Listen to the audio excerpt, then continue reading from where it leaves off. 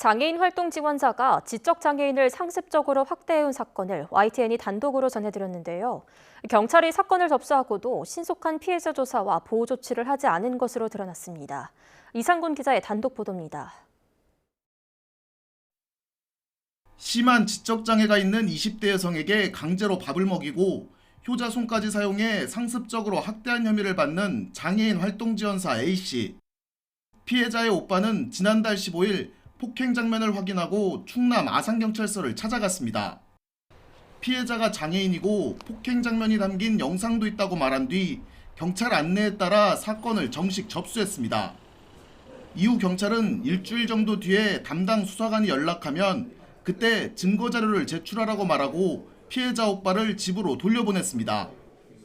하지만 경찰은 사건을 접수한 지 2주가 되도록 고발인에게 별다른 연락을 하지 않았습니다.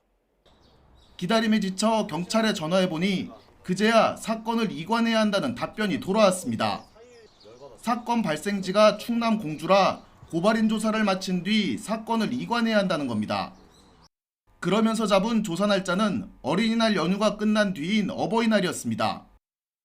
빨리빨리 안 해주는 느낌이 많이 들고요. 다음 주가 연휴잖아요. 그 다음 주에 한다고 하더라도 거의 한 달인데 가서 바로 한다는 보장도 없고. 그러는 사이 가해자는 피해자 가족들을 3차례나 찾아왔던 것으로 전해졌습니다. 해코지할까 봐 그게 조금 사실 두렵거든요.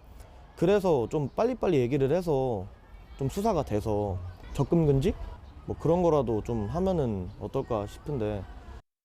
경찰은 YTN 취재가 시작되자 내부 절차에 따라 담당자를 배정했지만 고발인에게 연락하지 못한 건 실수였다고 해명했습니다. 그러면서 피해자 보호 조치와 고발인 조사를 곧바로 진행해 사건을 신속히 이관하겠다고 덧붙였습니다.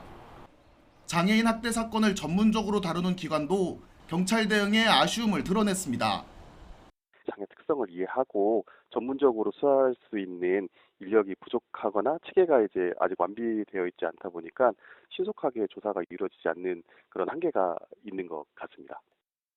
신속한 수사와 보호 조치를 받기 위해 경찰을 찾았지만 세심하지 못한 대응에 피해자와 가족은 또 다른 상처를 받았습니다. YTN 이상곤입니다.